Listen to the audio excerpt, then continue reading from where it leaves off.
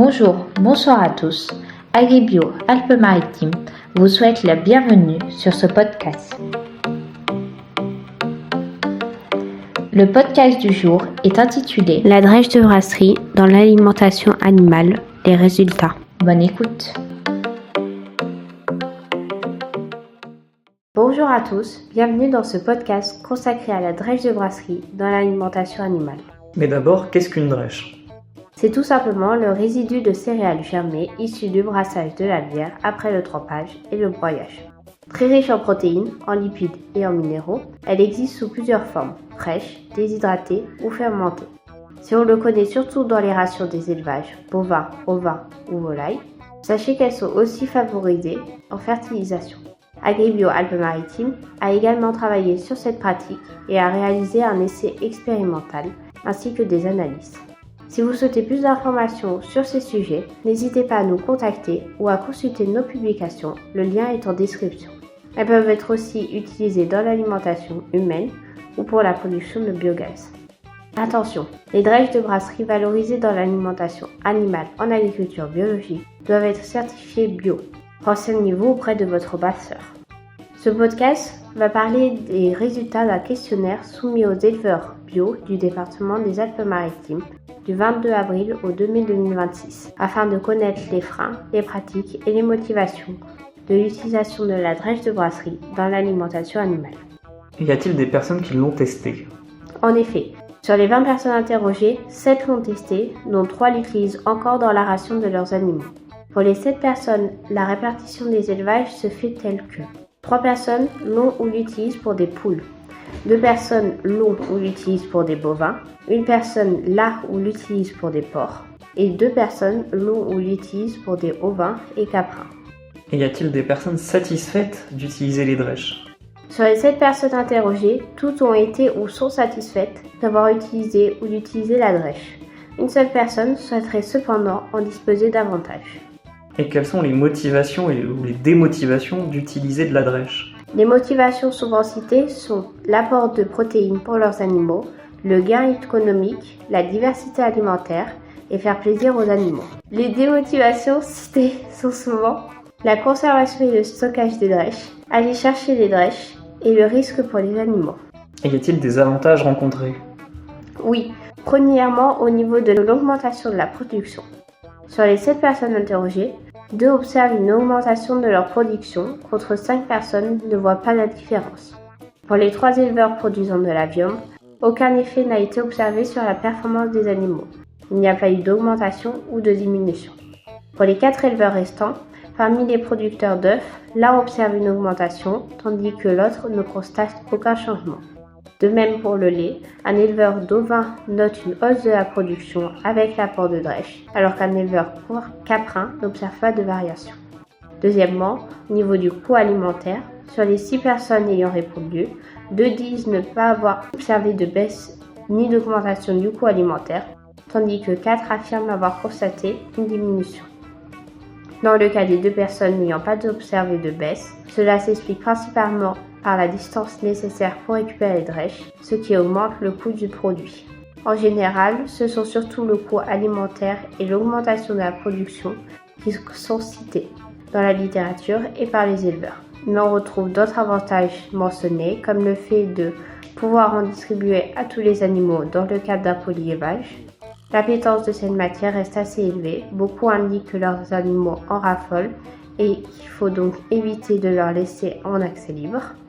D'un point de vue nutritif, il faut noter qu'il s'agit d'un excellent apport azoté, riche en protéines, 30 à 35% de matière sèche, et en fibres, 17 à 26% de matière sèche, ce qui est idéal pour des rations trop riches en énergie et pauvres en protéines. Vous pouvez retrouver les sources dans la description. Et y a-t-il eu des difficultés rencontrées ? Également. Premièrement, concernant le transport. Sur les 7 personnes interrogées, 3 déclarent avoir rencontré des difficultés pour récupérer les drèches. Leur forte teneur en eau les rend lourdes et volumineuses, ce qui limite les quantités transportables et augmente le coût du transport.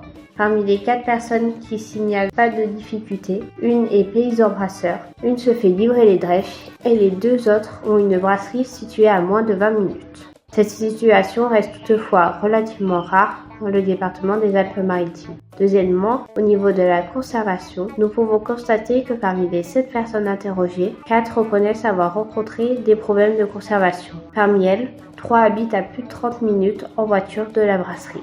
Cela s'explique par le temps de conservation limité de la drèche, généralement comprise entre 2 et 5 jours. Il existe aussi d'autres contraintes, moins fréquentes, comme l'irrégularité de la production de drèche. Cela peut entraîner un manque de drèche et oblige à anticiper afin de bien gérer les transitions alimentaires. S'il faut retenir une contrainte liée à l'utilisation de la drèche de brasserie, c'est sa logistique.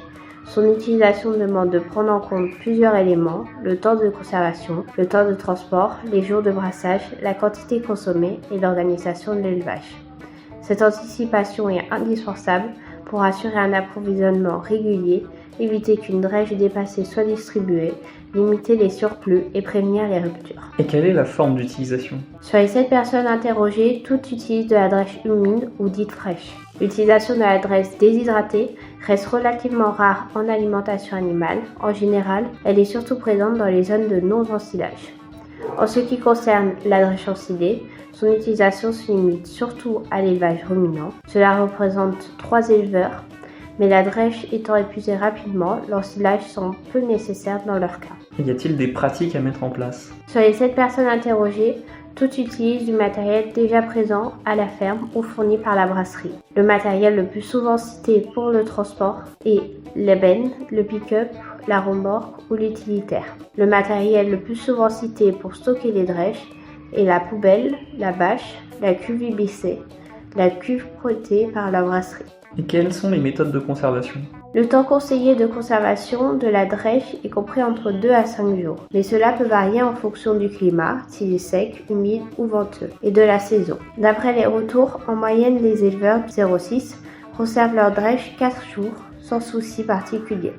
Chaque éleveur dispose de sa propre méthode de conservation qui est globalement assez similaire mais adaptée à la taille de l'exploitation et de ses besoins. D'après les réponses obtenues, les méthodes utilisées sont satisfaisantes mais ne permettent pas une conservation longue, même lorsqu'il s'agit de faire sécher la drèche sur une bâche. Des points restent à travailler pour chacune de ces méthodes. Quelle est la quantité moyenne prise par semaine et par animal? Il faut noter qu'un grand nombre de paramètres entrent en jeu pour calculer les apports de drèche. La composition de la ration, la quantité de la drèche disponible, l'âge de la drèche et des animaux, le mode de distribution, etc. Les valeurs obtenues sont donc très variables. Ces chiffres sont donnés à titre indicatif et ne doivent pas être appliqués directement sans adaptation. En moyenne, il est conseillé de ne pas dépasser environ 30% de la ration sous forme de drèche. Mais cette proportion varie en fonction du type d'animal. Il est donc important de bien se renseigner avant de l'intégrer dans la ration. Vous pouvez vous rapprocher des documents à la fin ou des sources citées pour plus d'informations. Chez les poules, un éleveur distribue 29 grammes par poule et par jour. Un autre, 117 grammes par poule et par jour. Et la valeur conseillée est d'environ 28,8 grammes par poule et par jour, d'après la fiche ration. Chez les bovins, un éleveur donne 4,5 kg de drèche par bovin et par jour, et l'autre 1,4 kg par bovin et par jour. Chez les ovins, une éleveuse donne 1 kg de drèche par ovin et par jour, et chez les caprins, un éleveur donne 1,6 kg de drèche par caprin et par jour. Y a-t-il besoin d'une transition alimentaire? Sur les 7 éleveurs interrogés, 3 indiquent effectuer une transition alimentaire. À noter que pour les ruminants, les 2 éleveurs ayant répondu oui élèvent des bovins, tandis que les 2 ayant répondu non élèvent des ovins et des caprins. Il n'existe pas de documentation claire sur l'importance de mettre en place une transition alimentaire lors de l'apport de la drèche. Cependant, il convient de rappeler que la drèche constitue un apport riche en azote et qu'un changement d'alimentation trop brutal n'est pas favorable pour les animaux, notamment les ruminants. Y a-t-il des problèmes de digestibilité? Les éleveurs sont tous d'accord sur ce point. Aucun n'a eu de problème de digestibilité ou de reflux suite à la distribution de drèche de brasserie. La quantité de fibres n'a pas l'air de les déranger, contrairement à ce qui est indiqué parfois dans la documentation. Y a-t-il des changements sur les animaux? Certaines sources bibliographiques évoquent une diminution de la consommation d'énergie ou d'eau. Cependant, les éleveurs sont unanimes, ils n'observent aucune baisse, quel que soit le type d'animaux. Y a-t-il une demande de la part des agriculteurs? Sur les 13 personnes interrogées n'utilisant pas la drèche, 12 se sont montrées intéressées pour la tester. Une seule personne n'étant pas intéressée, elle trouvait que sa ration était déjà bien adaptée pour ces animaux et ne souhaite pas changer ses pratiques. Et maintenant, voici une série de questions-réponses rapides. Alors, sous quelle forme peut-on avoir des drèches de brasserie dans le 06 ? Nous pouvons les avoir fraîches, données en vrac, dans des bacs ou dans des sacs, selon les brasseries. On peut ensuite les ensiler, notamment pour les élevages de bovins ou de caprins. Et quels sont les avantages à utiliser les drèches dans l'alimentation du bétail ? Les avantages sont l'apport de protéines facilement digestibles, ce qui permet d'augmenter la quantité de protéines reçues sans diminuer la capacité d'ingestion. L'autre avantage est l'amélioration des performances laitières et le nombre d'œufs. Quelle quantité faut-il apporter en fonction du bétail ? Pour les bovins et les caprins, il est conseillé d'apporter jusqu'à 30% de la ration. Pour les ovins, cela peut monter jusqu'à 50%. Pour les poules pondeuses, la proportion est conseillée entre 25 à 30%. Et pour les poulets de chair ou les jeunes poules, elle ne doit pas dépasser 20% de la ration. Et combien de temps les drèches fraîches peuvent-elles se conserver ? Les drèches fraîches peuvent se conserver entre 2 à 5 jours en fonction du climat et de la température. Comment peut-on les conserver ? On peut les conserver ensilées ou déshydratées ou les garder fraîches, mais il faut qu'elles soient maintenues dans des contenants comme une poubelle, un sac en plastique, un sac de grains ou encore une benne. Et les drèches ont-elles un coût dans le 06 ? Elles sont généralement données gratuitement, mais il faut prendre en compte le coût de transport et celui de la conservation. Et quels sont les risques pour le bétail ? Des risques d'acidose est présent avec les drèches fraîches, ainsi que des risques liés aux champignons, les mycotoxines et aux bactéries. Pour ce qui est des ensilages, si elles sont bien conservées, il n'y a pas de risque. Y a-t-il d'autres avantages non prouvés scientifiquement mais déjà mentionnés ? Certaines personnes parlent d'une amélioration de la fertilité des ruminants, d'une augmentation de la satiété des animaux, d'une réduction des diarrhées ou encore d'effets sur certaines maladies. Y a-t-il d'autres façons de les valoriser ? Oui, on peut les valoriser en fertilisation ou en alimentation humaine. Si je suis en bio, que faut-il savoir pour nourrir mes animaux avec des drèches ? Il faut savoir qu'il faut utiliser des drèches certifiées biologiques. Et vers qui puis-je obtenir d'autres réponses ? Vous pouvez nous contacter, consulter les fiches techniques de la page suivante ou lire la documentation citée. Merci à tous pour votre écoute. C'était Ombeline Kéroy et Léopold Voadel, stagiaires chez Agribio 06. Si vous avez des questions ou souhaitez échanger, n'hésitez pas à nous contacter via le lien en description et à très vite pour de nouveaux podcasts.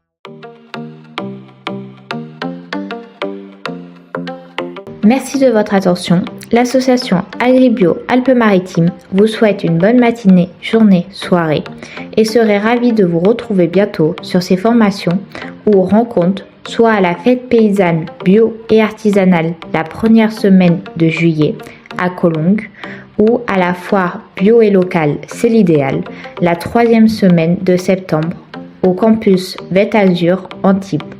Pour plus d'informations, retrouvez-nous sur notre site internet bio-provence.org ou en description de ce podcast.